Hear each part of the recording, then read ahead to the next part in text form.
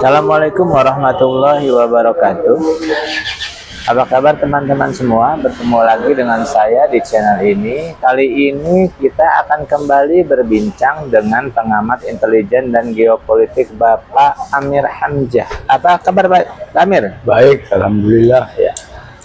Karena saat ini masih dalam suasana politik menjelang Pilpres 2024 dan hari Jumat kemarin itu tanggal 12 Desember 2023 diselenggarakan debat cawapres yang menghadirkan 3 orang cawapres, yaitu cawapres nomor urut 1 Muhaimin Iskandar, cawapres nomor urut 2 Gibran Rakabuming Raka, dan cawapres nomor urut 3 Mahfud MD. Kita akan berbincang tentang hal tersebut karena ternyata dalam beberapa hari terakhir ini juga ada isu-isu lain yang berkembang terkait dengan masalah intervensi keterkaitan asing dengan Pilpres di Indonesia. Informasi yang mengejutkan adalah bahwa ternyata CIA atau agen rahasia Amerika itu ternyata diam-diam sudah bergerak di belakang Jokowi. Saya nggak tahu apakah isu ini benar atau enggak, makanya karena Pak Amir ini seorang pakar intelijen, kita pengen tahu sebetulnya isu ini benar atau enggak, karena selama ini isu yang beredar adalah bahwa selain Prabowo, Anies Baswedan juga dikabarkan merupakan orangnya Amerika. Tapi kok tiba-tiba isunya CIA justru mendukung Prabowo dan Gibran. Kalau Bebe sendiri melihat sebetulnya pelaksanaan debat cawapres kemarin itu bagaimana? Karena ada sedikit yang mengejutkan ya, bahwa Gibran itu kan diketahui tidak punya wawasan yang luas, kosakatanya juga kita tahu dari beberapa video yang beredar juga membuat dia dilecehkan orang gitu ya, seperti yang asam folat menjadi asam sulfat, bahwa dia menyebutkan Pak Jubi dan Bu Jubir dan lain-lain, dan dalam debat itu dia sangat cemerlang, bahkan dianggap bisa mengalahkan Muhaimin Iskandar dan Bapak Mahfud MD yang sampai saat ini masih menjabat sebagai Menko Polhukam. Nah, dan benar juga nggak Beh, bahwa ternyata diam-diam CIA itu mendukung pasangan Prabowo dan Gibran. Gimana Beh? Pertama-tama saya ingin menyatakan bahwa baik dalam perang maupun politik, sebenarnya kita jangan terjebak pada hal-hal yang secara real ada di permukaan.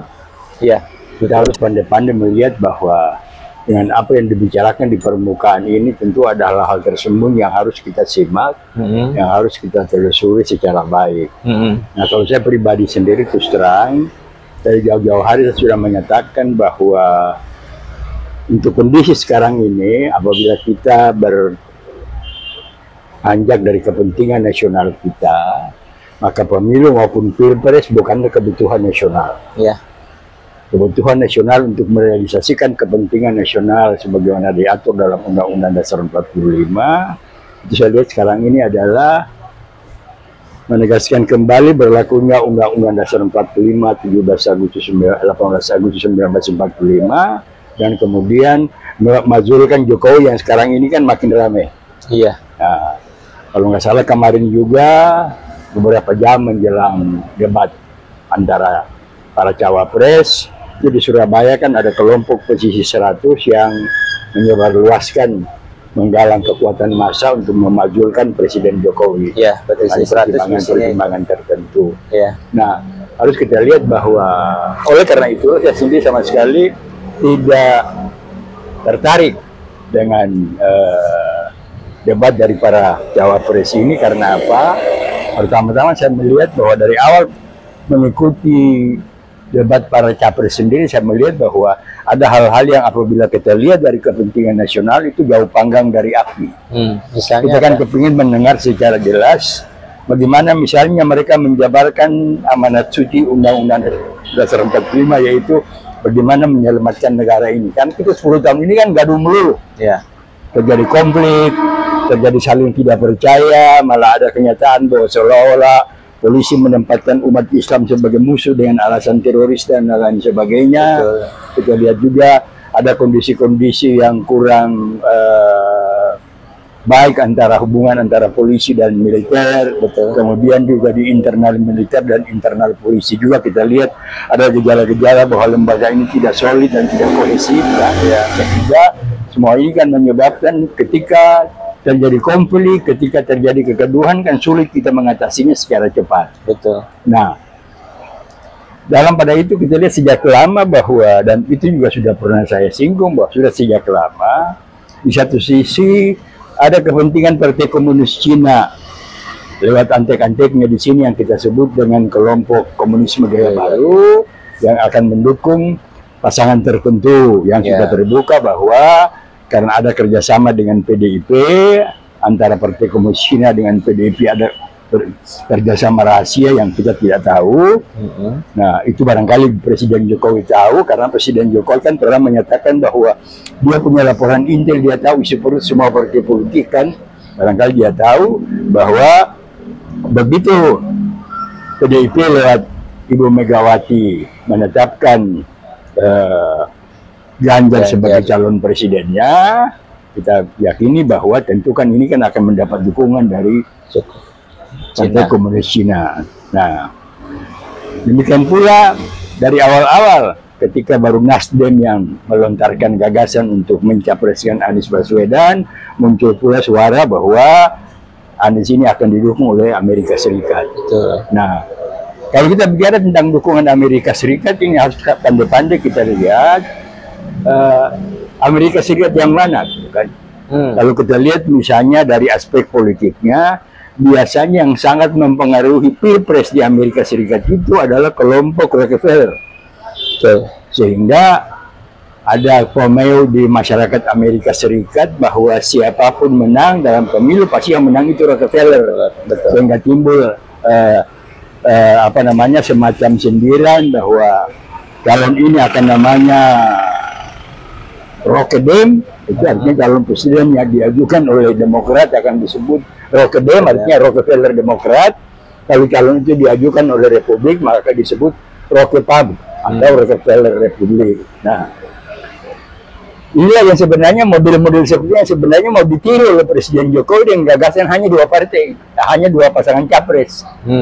Nah, padahal Jokowi sangat lupa bahwa tidak mungkin dalam satu negara demokrasi dengan multi partai yang puluhan yang belasan ini hanya bisa lahir dua pasangan calon itu. Nah, disitulah letak kekeliruan Presiden Jokowi dalam mengartikulasi sejarah dan retorika perkembangan politiknya di Indonesia. Mestinya kalau dia mau cuma capres, cuma dua pasangan, maka mestinya dia gunakan BUMN ini sebagai presiden. Dia Indonesia ini hanya ada dua partai saja. Apakah itu dia bangun dengan keputusan apapun dengan undang-undang atau dengan keputusan presiden atau dengan sebuah konsensus nasional, tapi inilah hal-hal yang lemah dari sisi kepemimpinan Jokowi sebagai presiden selama 10 tahun ini. Nah, di sisi lain selain Anies, orang juga menyatakan bahwa memang Prabowo akan didukung oleh Amerika Serikat. Nah, tadi saya sudah katakan bahwa kalau saya melihat dukungan Amerika Serikat kepada Anies Baswedan itu barangkali dari Rockefeller. Sejarahnya bisa kita lihat bahwa ketika Anies menyampaikan pidato di depan Chatham House di London, kita tahu Chatham House ini jaringannya kemana? Iya betul. Nanti sampai ke Rothschild, sampai ke perguruan tinggi terkemuka di Inggris, bahkan juga sampai ke Istana Buckingham. Jadi kita bisa tahu lah. Nah, sementara kalau itu sampai di sana berarti Rockefeller, Rothschild dan saudara perempuan dari Rothschild ini yang merantau ke Amerika Serikat melahirkan anak yang namanya Rockefeller. Nah, Rockefeller ini berarti misanan dari atau keponakan dari Rothschild yang pertama, Amsel Rothschild. Nah, jadi kita lihat di situ. Nah, tinggal sekarang Prabowo. Apakah Prabowo ini didukung dari Amerika Serikat itu karena dia pernah mengikuti pendidikan dan pelatihan militer di sana?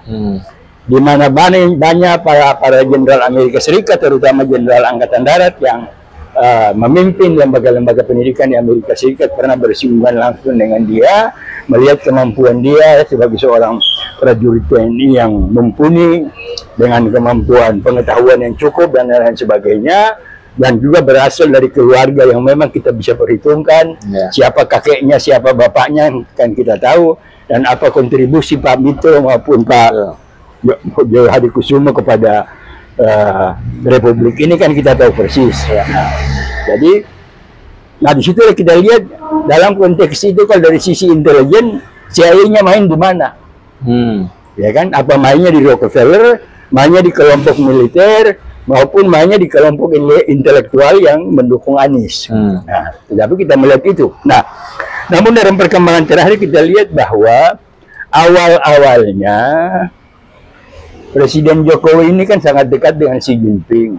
Betul. Sangat dekat dengan Megawati. Sehingga kalau kita bicara hubungan antara Jakarta Beijing, berarti ketiga orang ini kan berada dalam satu kubu.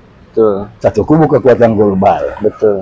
Nah, cuma masalahnya tiba-tiba kemudian kenapa Jokowi yang disebut-sebut sebagai petugas partai kemudian menyimpang dari kebijakan Megawati, betul, yang menetapkan Ganjar sebagai capresnya. Lalu kemudian malah mendukung Prabowo dan menggagas sebuah skenario yang untuk mendorong anaknya Gibran menjadi cawapresnya Prabowo. Ya. Nah, dari pertemuan antara petugas-petugas Partai Komunis Cina yang secara berkala datang ke Jakarta, dan ada juga seorang anggota spionase mereka yang dalam bahasa intelijennya dia stasioner di Jakarta, itu juga, dan punya hubungan dengan kelompok PKI Gaya Baru, Komunisme Gaya Baru, itu sudah punya kesimpulan bahwa keberpihakan Jokowi untuk mendukung Prabowo dan kemudian mendorong anaknya menjadi cawapresnya Prabowo merupakan sebuah pengkhianatan.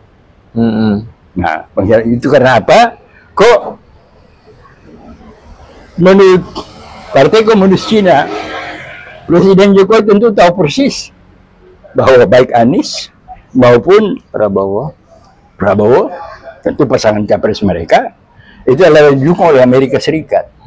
Dan munculnya kedua pasangan ini, siapapun di antara mereka yang menang, kan pasti kan akan merugikan kepentingan Cina komunis di sini. Betul. Oleh karena itulah dalam risalah pertemuan mereka beberapa hari lalu, itu ada saran dari seorang tokoh spionase Partai Komunis Cina yang memang bertempat tinggal di Jakarta selama ini, udah barangkali sudah 2 tahun, itu menyatakan bahwa apa yang dilakukan oleh Jokowi ini adalah sebuah pengkhianatan yang harus kita bayar dengan chaos. Berarti memang ada desain dari Partai Komunis Cina untuk melihat perkembangan pemilu maupun pilpres maupun pilkada nanti dalam rangka melakukan tindakan kepada Presiden Jokowi yang mereka anggap sebagai pengkhianatan, yaitu dengan menciptakan sebuah chaos. Cuma chaos itu bagaimana? Apakah sebelum pilpres dan pemilu, artinya sebelum Februari, atau sesudah Februari setelah pilpres, ataukah barangkali juga menjelang pilkada pada yang sebenarnya menurut aturan harus pada bulan November. Nah, itulah kita lihat. Nah, tapi nanti perkembangannya kita akan ikuti. 2 hari lalu kan ada semacam warning dari Mendagri bahwa para capres supaya hati-hati, karena biasanya dalam kampanye akan terjadi sesuatu terhadap diri mereka. Nah, ini juga kan barangkali pemerintah, terutama Kemendagri juga, karena di Kemendagri juga ada satu Direktorat Jenderal yang punya fungsi intelijen, yaitu Direktorat Jenderal Kesatuan Bangsa dan Politik. Dia melaksanakan fungsi intelijen Kementerian Dalam Negeri yang tentunya juga berkewajiban tiap hari itu menyampaikan laporan intelijen kepada Menteri Dalam Negeri. Nah, sehingga dengan demikian sinyalemen Menteri Dalam Negeri tadi agar supaya para capres dan cawapres dalam melaksanakan kampanyenya itu berhati-hati juga harus kita simak dan kita ikuti secara serius untuk melihat perkembangan kita dalam rangka pilpres dan pemilu ini, yang saya bilang bahwa ini belum merupakan kebutuhan nasional, karena kalau kita lihat dari sisi kepentingan nasional, kita belum lihat manfaat pemilu ini untuk apa. Nah, sementara orang banyak berpendapat bahwa pemilu ini kan hanya untuk menindaklanjuti kepentingan ego politik dari Presiden Jokowi dan keluarganya berserta oligarkinya kan. Jadi hanya untuk kepentingan segelintir orang saja. Nah, kalau hanya untuk kepentingan segelintir orang saja, untuk apa kita mengeluarkan anggaran triliunan rupiah untuk melaksanakan pilpres dan pemilu ini. Nah, di situ hal-hal yang harus kita lihat sehingga barangkali menjadi pemikiran kita bersama untuk membangun sebuah kebersamaan. Kan dari wawancara Anda beberapa waktu lalu selalu saya serukan, sudah saya sampaikan di himbauan bagaimana supaya tokoh-tokoh nasional, elit politik yang ada di luar oligarki ini juga menyatukan dirinya gitu. Orang-orang seperti Sultan Hamengkubuwono, orang-orang seperti Jenderal Tiasno, orang-orang seperti Jenderal Gatot Nurmantio dari sisi militernya, kemudian ada juga beberapa tokoh militer seperti mantan Kasal, mantan Kasur dan lain sebagainya yang sekarang sudah bergabung dalam petisi 100 untuk memakzulkan Jokowi, orang-orang seperti Rizal Ramli dan tokoh-tokoh nasional lainnya. Barangkali juga sudah harus membangun sebuah konsensus nasional untuk melakukan respons terhadap rencana oligarki yang begitu sangat sensitif dan sangat sistematis ditunggangi oleh kepentingan nasional, terutama oleh kepentingan, katakanlah kepentingan Partai Komunis Cina dan kepentingan Amerika Serikat. Maka tentu saja ini mereka lakukan melalui tangan-tangan institusi dan komunitas intelijen mereka yang memang susah untuk kita baca, sulit untuk kita baca. Kita tidak punya kepiawaian tertentu terhadap masalah-masalah ini. Nah, berarti kalau memang Prabowo diisukan sebagai orang Amerika, terus Jokowi juga kita tahu sudah merapat ke Joe Biden, sehingga dia pulang dengan membawa hadiah oleh-oleh berupa investasi. Berarti bahwa isu bahwa Prabowo Gibran itu didukung oleh CIA bukan isapan jempol berarti. Ya bisa saja, makanya saya bilang tadi kan, apakah jadi di sana kalau kita bicara Amerika Serikat, saya mengelompokkan dukungan itu kan dari 3 kelompok. Kelompok Rockefeller itu yang lebih berbisnis, berkaitan dengan masalah moneter, masalah strategi keuangan dan lainnya sebagainya, yang tentunya juga akan berkaitan dengan investasi mereka di Indonesia. Dan kita lihat kan bagaimana pada waktu kunjungan Presiden Jokowi bertemu dengan Joe Biden beberapa waktu lalu sampai memperpanjang Freeport, kan kita lihat gitu. Nah, kemudian juga ada kelompok militer gitu. Nah, tetapi saya lihat barangkali untuk gampangnya pasti CIA main pada semua kelompok. Ya kan? Nah, sehingga karena apa? Karena sekalipun misalnya hanya didukung oleh Rockefeller, tapi kalau yang menang itu adalah Prabowo Gibran, maka tentu kan manfaatnya untuk Amerika, pemerintah Amerika kan. Nah, begitu pula kali ini misalnya yang menang itu Anies Baswedan, kan manfaatnya juga untuk kepentingan Amerika kan. Nah, dalam rangka melakukan stabilisasi keamanan itu, keamanan kepentingan nasional mereka, dalam hal ini kepentingan nasional Amerika Serikat, pasti antek-antek CIA akan ada di mana-mana gitu. Nah, kemudian nanti masalahnya kita lihat bahwa yang harus diperhatikan untuk tahun 2024 ini kan yang akan melakukan pemilihan presiden itu kan ada lebih kurang 40 negara, termasuk Amerika, Venezuela, Peru dan lain sebagainya. Nah, oleh karena itu pada tataran global Partai Komunis Cina pun sedang melakukan pendekatan dengan kandidat calon presiden dari Partai Republik. Kan kalau Joe Biden sekarang Demokrat kan, nah yaitu Nikki Haley. Nikki Haley ini seorang wanita politisi Amerika Serikat, pernah menjadi duta besar di Amerika Serikat di PBB sehingga itu cukup dikenal dunia pada masa Joe Biden, dan dia juga adalah seorang wanita keturunan Indian Amerika. Nah, dari kondisinya pencalonan dia nih barangkali mirip-mirip dengan Obama nanti, ya kan? Dia sebab Obama sebagai peranakan negro, kalau Nikki Haley ini seorang wanita sebagai peranakan Indian Amerika. Nah, Partai Komunis Cina lewat kaki tangannya sedang berusaha melakukan pendekatan dengan Nikki Haley. Nikki Haley dengan catatan bahwa andai kata yang menang itu Prabowo atau Anies dalam Pilpres nanti, maka ini kan akan menguntungkan kepentingan Amerika. Nah, oleh karena itulah Cina akan melakukan pendekatan dengan kandidat calon presiden dari Partai Republik untuk Pilpres di Amerika pada 2024 nanti, yaitu Nikki Haley, agar supaya terjadi konsensus antar mereka. Apabila Nikki Haley yang nanti terpilih menjadi presiden Amerika pada tahun 2024 nanti, dia bisa menggunakan wewenangnya untuk membatalkan semua kepentingan Amerika Serikat yang ada di Indonesia.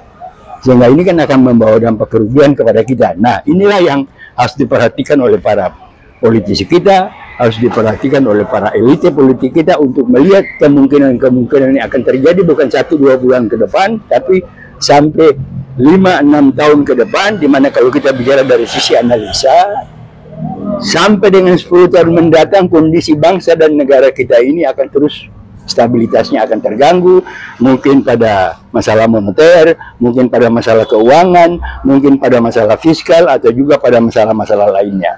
Dan indikasi-indikasi bahwa akan terjadi kondisi keuangan yang kurang menguntungkan, kondisi kebijakan moneter dan fiskal yang kurang menguntungkan pemerintahan kita dalam tahun 2024 ini sudah makin kelihatan. Misalnya kita baca, orang di sini kan jarang mendengar tentang Arab Monetary Fund, IMF. Ini ada satu lembaga keuangan, itu yang berisi 22 negara Afrika dan Arab. Nah, orang tidak pernah tahu bahwa justru Arab Monetary Fund inilah yang mengatur stabilitas ekonomi di Afrika dan dunia Arab, sehingga bisa mendukung bagaimana Hamas bisa mengacaukan Israel. Pertanyaannya gini, kalau misalnya kan sekarang banyak ada isu nih bahwa yang akan menang Pilpres ini Prabowo Gibran, mengingat katanya sih gitu ya, aparat aja udah dikerahkan untuk memenangkan mereka gitu ya. Nah, kalau misalnya isu itu benar bahwa Prabowo Gibran akan menang, berarti ini kan akan menguntungkan Amerika. Artinya komunitas gaya baru yang sekarang sedang bergeliat itu akan dengan sendirinya teredam atau gimana? Mungkin mereka akan diam sementara. Coba kita lihat, kalau komunis itu dia pakai teori pada saat lemah dia sembunyi dulu. Baru dia membangun kekuatan pelan-pelan. Nah, kita lihat pada waktu era Soeharto kan mereka ada di mana, sudah tersembunyi semua kan.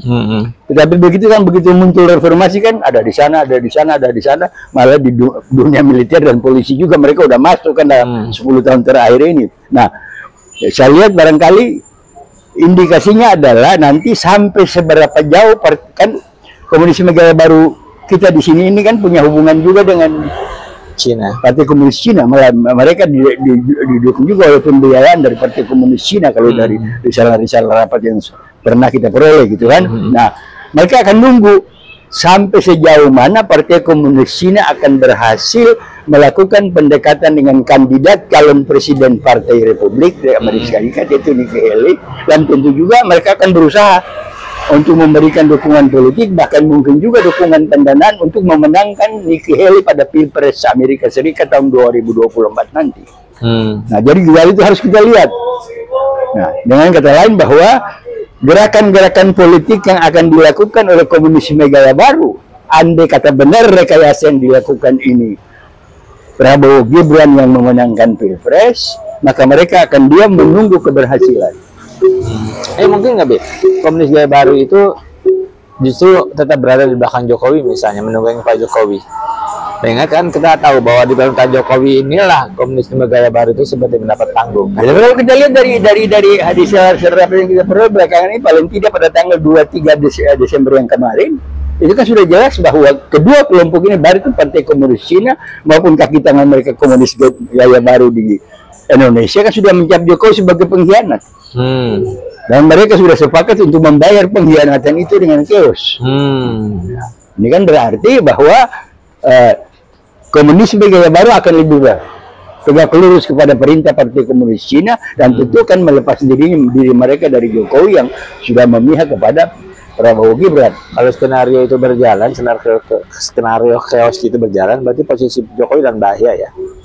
Ya, saya kira begitu saya. Semua orang sudah menganalisa bahwa siapapun pemenang, itu Jokowi tidak akan aman. Ya bisa saja. Dalam tempo 24 jam misalnya, kita lebih lagi di presiden, kan ada masalah satu yang akan terus berlangsung sepanjang proses pilpres, sepanjang proses pemilu akan terus berlangsung, yaitu masalah persidangan ijazah palsu. Iya. Agar tidak mengganggu stabilitas politik, tidak mengganggu kinerjanya pada 100 hari pertama misalnya, kan Jokowi bisa perintahkan agar supaya Jokowi yang sudah tidak presiden ini segera bertanggung jawab. Iya. Tapi saya tertarik dengan pernyataan dari Kemendagri ya, bahwa cawapresnya hati-hati karena bisa aja nanti ada yang mengalami sesuatu. Mungkin nggak yang akan ditembak misalnya si Jokowinya? Mungkin nggak? Semua kemungkinan bisa terjadi gitu kan. Kayak itu kan warning dia kan. Nah, warning dia pasti dia udah tahu. Nah, cuma yang menjadi persoalan kemudian apakah informasi intelijen itu yang akan melakukan itu dari dalam negeri atau unsur dari luar negeri yang tidak dijelaskan kan, ataukah kombinasi antara luar dan dalam gitu kan. Itu kan tidak dijelaskan, tapi biasanya kita harus waspada kalau tidak dalam dari luar, kalau tidak ada kerjasama antara luar dan dalam untuk melakukan sesuatu dalam mengecokkan stabilitas bangsa dan negara kita. Nah, ini harus kita waspadai secara bersama-sama. Oke. Nah, teman-teman sekalian, sangat menarik perbincangan dengan Pak Amir, apalagi beliau mengungkap adanya skenario chaos entah sebelum atau sesudah Pilpres 2024 dan kemungkinan akan adanya ancaman ya Pak ya, peringatan dari Mendagri bahwa cawapres baiknya hati-hati karena kemungkinan akan ada yang mengalami sesuatu ya. Nah, mudah-mudahan Pilpres bisa berjalan dengan baik, kalaupun tidak berjalan baik terjadi peralihan ke pemerintahan juga dengan baik ya, dan tidak terjadi chaos, karena jika terjadi chaos itu biaya sosialnya luar biasa besar. Kalau kita ingat tahun 98 begitu banyak orang yang meninggal dan begitu banyak bangunan-bangunan yang hancur dan ekonomi juga ikut hancur. Nah, teman-teman sekalian, kita bertemu lagi dari kesempatan. Terima kasih. Sama-sama. Ya. Assalamualaikum warahmatullahi wabarakatuh. Waalaikumsalam warahmatullahi wabarakatuh.